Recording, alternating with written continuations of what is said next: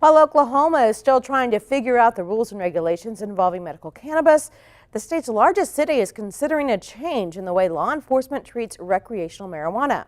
At issue is a proposed ordinance that, if approved, would dramatically reduce the penalties for simple marijuana possession.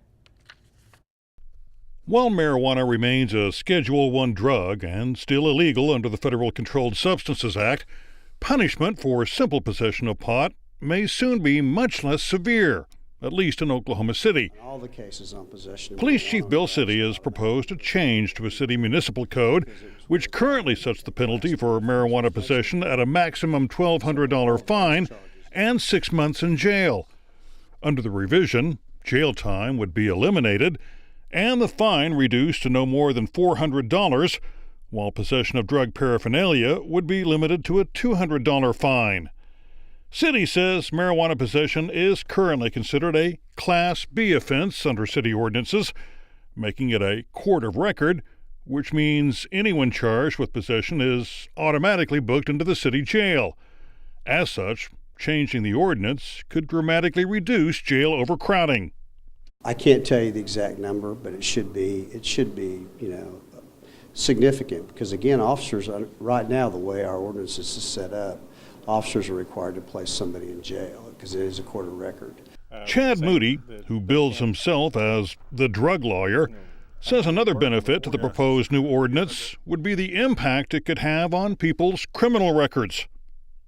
Good thing about that is that $400 fine is below the threshold that makes records immediately expungible, and so people won't have these records following them around for a long time if they don't want to. Defense attorney Michael Arnett says people arrested for simple possession would still have a record of the initial charge.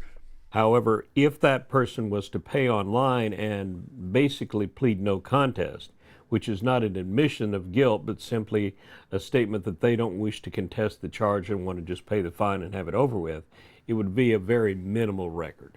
And he says the change would also benefit the city.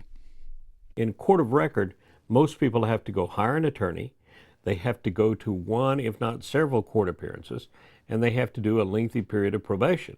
But the bottom line is that probation is also funded by our tax dollars because the city has to hire probation officers to supervise those people. During a public hearing before the Oklahoma City Council this week, resident Eleanor Thompson told council members she welcomed the change. If you incarcerate someone for 6 months, really a month could do it, they lose their job. Then once they've lost their job, their likelihood of getting another meaningful job diminishes. So lowering these penalties, I think, is a very good thing.